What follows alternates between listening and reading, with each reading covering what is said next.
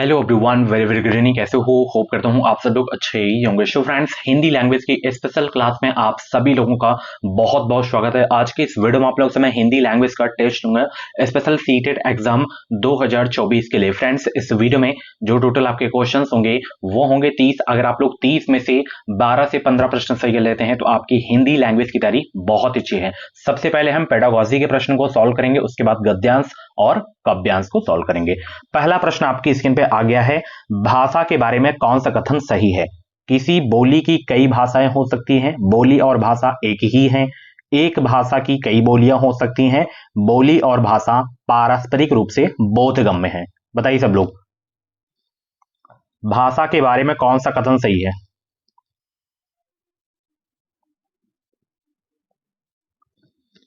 तो एक भाषा की कई बोलियां हो सकती हैं, ये आपका बिल्कुल सही है। ठीक है ना? तो ऑप्शन तीसरा वाला आपका बिल्कुल वही करेक्ट हो जाएगा।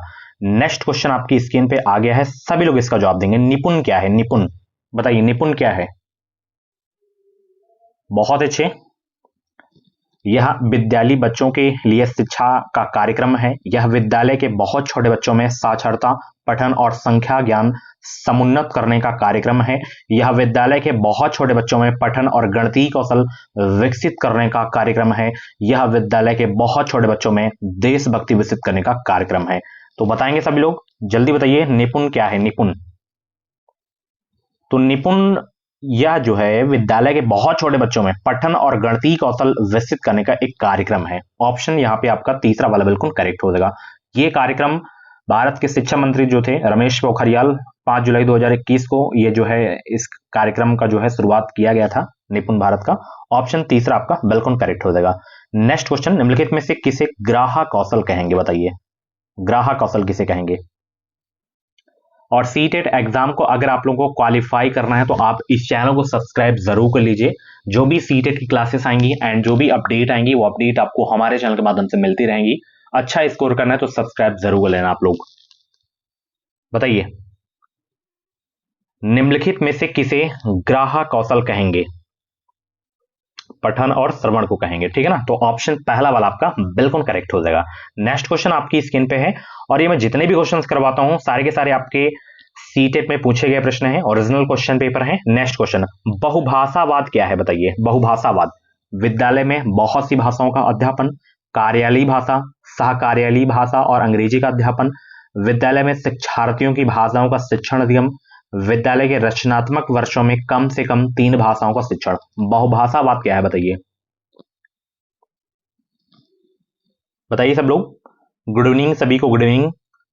तो बहुभाषावाद विद्यालय में शिक्षार्थियों की भाषाओं का शिक्षण अधिगम है। ऑप्शन तीसरा वाला आपका बिल्कुल करेक्ट हो जाएगा। नेक्स्ट क्वेश्चन आपकी स्क्रीन पे आ गया है। कक्षा 2 के एक अध्यापक ने अपने विद्यार्थियों से कहा कि वे शब्द संपदा सीखने के लिए अपने घर से पशु व वाहन वाले अपने खिलौने लेकर आए। भाषा शिक्षण शास्त्र की दृष्टि से ये खिलौने क्या है? शिक्षण सामग्री, वास्तविक सामग्री, वास्तविक वस्तुएं या प्रदत्त कार्य?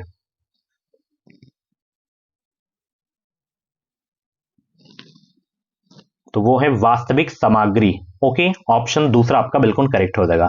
नेक्स्ट क्वेश्चन आपकी स्क्रीन पे है। कक्षा 3 की एक बालिका शब्दों के प्रत्येक अक्षर की ध्वनि समझ लेती है या पढ़ लेती है। वह क्या करने का प्रयास कर रही है? संकेत बनाना, संकेत खोलना, अर्थ निर्माण या अर्थ के लिए पठन? वीडियो को लाइक जरूर कर दो सभी लोग, जितने भी लोग क्लास को देख रहे हो।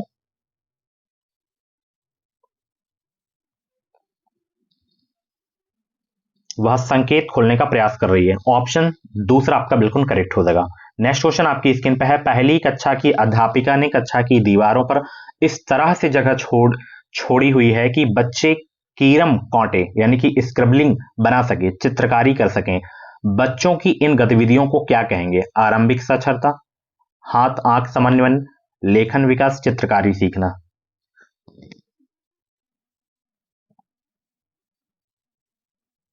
बताएंगे सब लोग। सभी को गुड इवनिंग, सभी को गुड इवनिंग।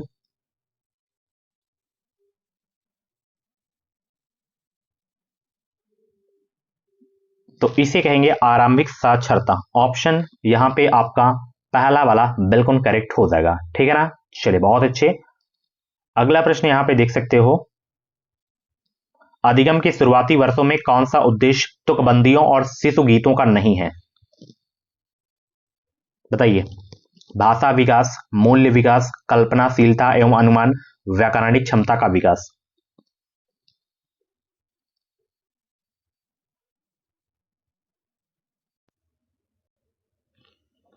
तो अधिगम के शुरुआती वर्षों में कौन सा उद्देश्य जो है तुकबंदियों और शिशु गीतों का नहीं है, इसमें ये वाला नहीं है। व्याकरणिक क्षमता का विकास, ऑप्शन चौथा वाला आपका बिल्कुल करेक्ट हो जाएगा। नेक्स्ट क्वेश्चन, डिसलेक्सिया से क्या आशय है? ये क्वेश्चन वेरी इंपॉर्टेंट क्वेश्चन है, हर वर्ष ये क्वेश्चन पूछा जाता है सीटेट में, सीटेट का फेवरेट क्वेश्चन है बोल सकते हैं आप। डिसलेक्सिया से आशय क्या है? अधिगम विकार ये टॉपिक है, अधिगम विकार मैं कल करा दूंगा, डोंट वेरी। इससे मतलब एक नंबर आपका कंफर्म रहता है हर वर्ष। डिसलेक्सिया, डिस्कैलकुलिया, डिस्ग्राफिया, डिस्मोर्फिया, इन सभी के बारे में बता दूंगा। तो बच्चों में जो पठन विकार होती है वो कहलाता है डिसलेक्सिया। ऑप्शन पहला वाला आपका बिल्कुल भाई करेक्ट हो जाएगा। नेक्स्ट क्वेश्चन, अश्विनी कक्षा 5 में पढ़ता है, कक्षा 3 तक आते आते उसे अपनी मातृभाषा में पठन कौशलों का विकास हो चुका था, अब वह अंग्रेजी भी अच्छी तरह से पढ़ने लगा। अंग्रेजी पठन की उसकी योग्यता में क्या प्रतिबिंबित हो रहा है? बताइए। तो कौशल जो है अंतरण हो जाएगा, ऑप्शन चौथा वाला आपका बिल्कुल करेक्ट हो जाएगा। नेक्स्ट क्वेश्चन यहाँ पे देख सकते हो, बहुत ही अच्छा प्रश्न है ये, इंपॉर्टेंट भी क्वेश्चन है ये हिंदी पेडागॉजी का, कि एक अध्यापक विद्यालय शिक्षा के बुनियादी वर्षों में बच्चों को भाषा की कक्षा में शब्द समूहों, शिशु गीत, तुकबंदियों और छोटी छोटी कहानियों से परिचित करवाता है, वह भाषा अधिगम के किस उपागम का अनुसरण कर रहा है? समग्र भाषा उपागम, या शब्द विधि, या स्वानिम उपागम, या समग्र भाषा उपागम? बताइए सब लोग। बहुत अच्छे। तो यहाँ पे समग्र भाषा उपागम हो जाएगा, ठीक है ना, ऑप्शन पहला वाला आपका बिल्कुल करेक्ट हो जाएगा। नेक्स्ट क्वेश्चन, कक्षा 5 के विद्यार्थियों को जो है अपनी सावधिक परीक्षा में निम्नलिखित प्रश्न दिया गया है, आप क्या पसंद करेंगे और क्या पसंद नहीं करते हैं, उससे निम्नलिखित वाक्यों की पूर्ति कीजिए। यह प्रश्न किस प्रारूप के अंतर्गत आएगा? बहुविकल्पी, लघुत्तरी, पाठ से बाहर के प्रश्न, या खुले अंत वाले प्रश्न? बताइए। तो ये जो आएंगे ये खुले अंत वाले जो है प्रश्न में आएंगे, ठीक है ना, ऑप्शन चौथा वाला आपका बिल्कुल करेक्ट हो जाएगा। नेक्स्ट क्वेश्चन आपकी स्क्रीन पे है, कक्षा 4 की अध्यापिका जो है अपने शिक्षार्थियों को एक पाठ्य सामग्री देती हैं और वह प्रकृति पर अपना ही एक अनुच्छेद लिखती हैं, यह पाठ्य सामग्री किसके अंतर्गत आएगी? प्रामाणिक सामग्री, प्राकृतिक सामग्री, सृजित की गई सामग्री, या पर्यावरणीय सामग्री? बहुत अच्छा प्रश्न है ये, जवाब दीजिए। उसके बाद गद्यांश काव्यांश आपको सॉल्व करना है, तो यहाँ पे सृजत की गई सामग्री हो जाएगा, ऑप्शन तीसरा वाला आपका बिल्कुल करेक्ट हो जाएगा। वीडियो को लाइक जरूर कर दो। अगला प्रश्न है, कक्षा 5 के विद्यार्थियों को 5 के समूह में बांटा गया और अपनी रुचि का विषय चुनने के लिए कहा गया। बच्चों ने समूह में थीम पर आंकड़ों का संग्रह किया और रिपोर्ट लिखी। भाषा अधिगम की इस गतिविधि को क्या कहेंगे? प्रदत्त कार्य, समूह कार्य, परियोजना कार्य, या सहपाठी कार्य?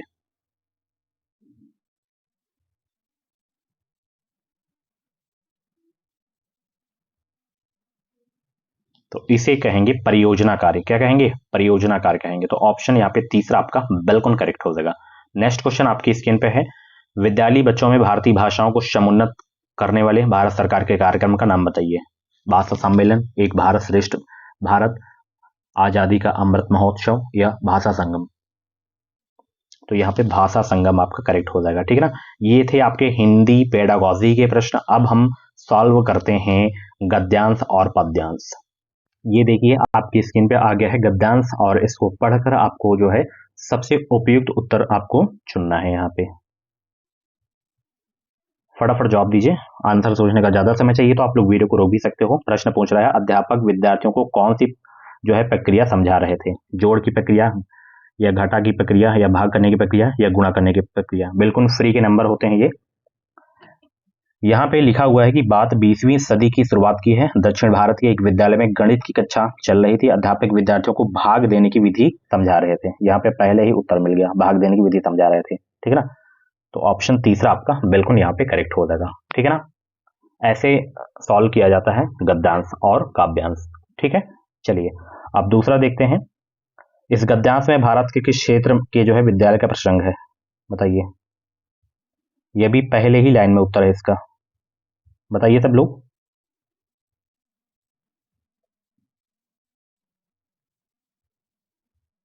इस गद्यांश में भारत के किस क्षेत्र के विद्यालय का प्रसंग है? यहां पे देखेंगे, ये दक्षिण भारत के एक विद्यालय में गणित की कक्षा चल रही थी, तो दक्षिण भारत की बात की जा रही है यहाँ पे, तो ऑप्शन यहाँ पे आपका दूसरा वाला बिल्कुल करेक्ट हो जाएगा। ठीक है ना। चलिए अगला प्रश्न यहाँ पे देख सकते हो, प्रश्न क्या पूछ रहा है यहाँ पे देखना, ध्यान से देखना कि अगर जो है 10 आमों को 10 व्यक्तियों में डैश किया जाए तो प्रत्येक को एक आम मिलेगा। यहाँ पे क्या आएगा, विभाजित या वर्गीकृत या विकसित या वर्णित? ये तो आप अपने से कर सकते हो कॉमन सेंस लगा के। विभाजित आएगा, यहाँ पे क्या आएगा, विभाजित। ठीक है ना। ऑप्शन यहाँ पे आपका जो है पहला वाला बिल्कुल करेक्ट हो जाएगा। ठीक है ना। चलिए अगला प्रश्न यहाँ पे देख सकते हो, अगला प्रश्न आपकी स्क्रीन पे आ गया है। देखिए जो गद्यांश वाले प्रश्न होते हैं इनको मतलब इसमें आपको कॉमन सेंस नहीं लगाना, जो व्याकरण वाले हैं तो उसमें आप लगा सकते हो, बाकी जो 3 प्रश्न रहेंगे, जैसे 5 पूछता है तो 3 प्रश्न आपको उसी में से मिलेंगे, गद्यांश पद्यांश काव्यांश कविता से ही मिलेंगे जो प्रश्न आते हैं। अगला प्रश्न यहाँ पे क्या पूछा है कि छात्र का प्रश्न सुनकर अध्यापक की जो है क्या प्रतिक्रिया थी? बताइए क्या प्रतिक्रिया थी, बताएंगे सब लोग।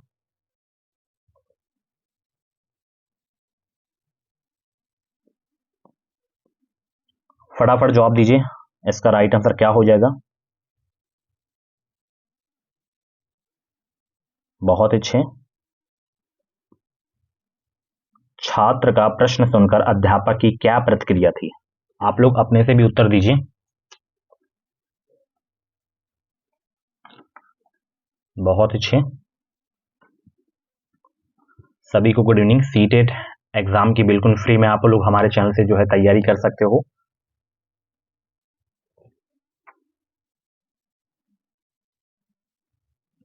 तो यहाँ पे ये वाला होगा तीसरा वाला कि अध्यापक कुछ जो है विचलित से हुए। ठीक है ना। चलिए अगला प्रश्न, ये सारे उत्तर आपको इसी में से मिल जाएंगे। ठीक है ना। चलिए अगला प्रश्न देखिए, यहाँ पे अध्यापक ने विद्यार्थी को जो है क्या उत्तर दिया? अध्यापक ने विद्यार्थी को क्या उत्तर दिया, बताइए।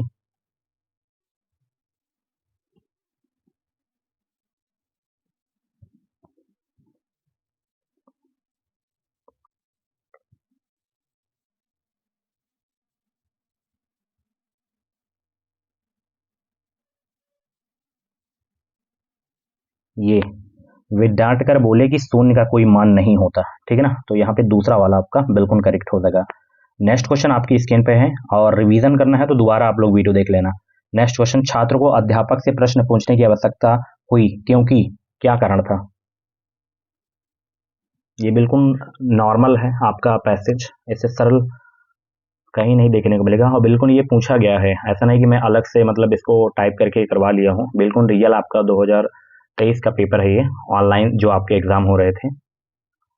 बताइए सब लोग, छात्र को अध्यापक से प्रश्न पूछने की आवश्यकता हुई थी क्योंकि कारण क्या था? इसलिए क्योंकि छात्र को अध्यापक के बताए सूत्र में गलती नजर आई थी। ठीक है ना। तो ऑप्शन यहाँ पे चौथा वाला आपका बिल्कुल करेक्ट हो जाएगा। नेक्स्ट क्वेश्चन यहाँ पे देख सकते हो, निम्नलिखित में से कौन सा जो है शब्द भिन्न है? अब ये जैसे आपका सर्वश्रेष्ठ है, विद्यार्थी है, मेधावी है, असाधारण है, ये 4 में से 3 शब्द आपको जो है इसमें पैसेज में मिलेंगे और एक नहीं होगा, तो बताइए कौन सा नहीं है? फटाफट ढूंढिए आप लोग।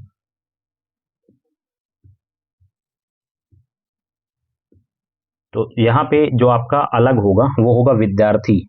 ठीक है। क्यों अलग होगा? अच्छा, जैसे यहाँ पे सर्वश्रेष्ठ हो गया, मेधावी हो गया, आपका असाधारण हो गया, ये सब आपके क्या है, विशेषण शब्द हैं। विद्यार्थी आपका संज्ञा है यहाँ पे। ठीक है ना। चलिए अगला प्रश्न देखिए, यहाँ पे विद्यालय का संधि विच्छेद क्या होगा? ये तो आप लोग बचपन से पढ़ते चले आ रहे हो, विद्याधन आलय होता है। क्या होता है? विद्याधन आलय। ओके, पहला ऑप्शन बिल्कुल करेक्ट हो जाएगा। अगला प्रश्न यहाँ पे देख सकते हो, आत्मविश्वास का समास विग्रह क्या होगा? अब ये अपने से करिए आप लोग, ये ग्रामर बना दिया इसको। बताइए सब लोग, आत्मविश्वास का समास विग्रह क्या होगा? आत्म पर विश्वास होगा। क्या होगा आत्मविश्वास का समास विग्रह? आत्म पर विश्वास। चलिए अगला प्रश्न देखिए, यहाँ पे ये काव्यांश आ गया है, काव्यांश को पढ़िए फिर उत्तर दीजिए आप लोग। फटाफट जवाब दीजिए। काव्यांश में किन फलों के पुष्पित होने की बात हुई है?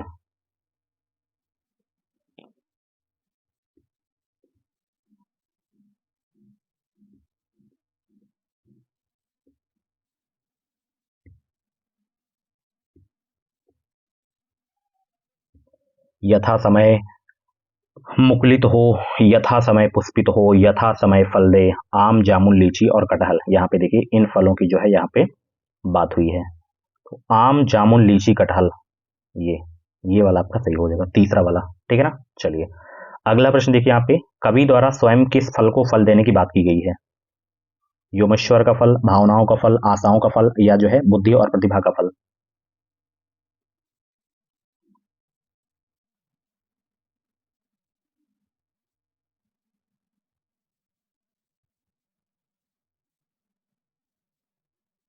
बुद्धि और प्रतिभा का फल। यहाँ पे ऑप्शन चौथा वाला आपका बिल्कुल करेक्ट हो जाएगा। अगला प्रश्न यहाँ पे देख सकते हो, यहाँ पे किन पंक्तियों के माध्यम से कवि के आश्चर्य भाव का पता चलता है? बताइए।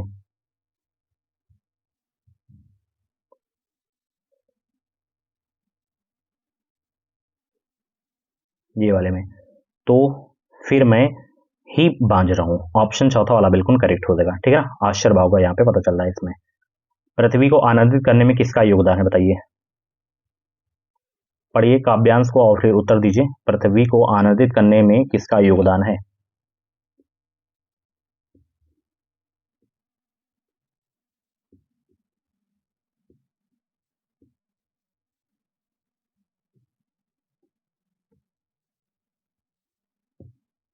तो इसमें नदियों का योगदान है। ठीक है ना। ऑप्शन पहला वाला बिल्कुल करेक्ट हो जाएगा। नेक्स्ट क्वेश्चन यहाँ पे देख सकते हो, किन पंक्तियों में सृजन का भाव झलकता है? किन पंक्तियों में?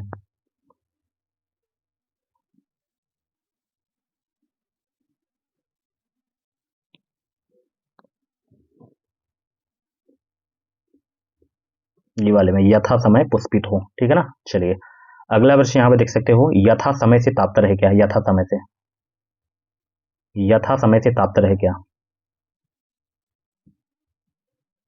समय के अनुसार क्या होता है? समय के अनुसार इसका तात्पर्य होता है, इसका अर्थ होता है। पहला ऑप्शन बिल्कुल करेक्ट होगा। ये करवा ही चुका। सो फ्रेंड्स, ये थी आज की जो है हिंदी लैंग्वेज की क्लास। कैसी रही क्लास? कमेंट बॉक्स में अपना फीडबैक जरूर देना। 30 में से जितने भी क्वेश्चन आपके करेक्ट हुए हो, कमेंट बॉक्स में अपना रियल स्कोर जरूर बताना। और ऐसी ही डेली क्लासेस देखने के लिए education with Sahil YouTube channel को सब्सक्राइब करिए, ताकि जो भी क्लासेस हैं, जो भी टीचिंग एग्जाम से रिलेटेड अपडेट हैं, वो अपडेट आपको हमारे चैनल के माध्यम से मिल सके। कुछ भी डाउट्स है आपके मन में टीचिंग एग्जाम से रिलेटेड, तो आप कमेंट बॉक्स में डाउट अपना क्लियर कर सकते हो। बाकी और भी जाके क्लासेस देखिए, बहुत सारी क्लासेस हो गई हैं। एसएसटी, ईवीएस, हिंदी, सीडीपी की बहुत सारी क्लासेस हो गई हैं। आप जाके देखिए और अपनी प्रैक्टिस करिए। Thank you so much. आज की वीडियो कैसी लगी अपना फीडबैक जरूर देना। वीडियो को लाइक शेयर जरूर कर देना। चैनल पर नए हो तो सब्सक्राइब जरूर कर लेना, ताकि आगे की क्लासेस आपको मिलती रहे टाइम से।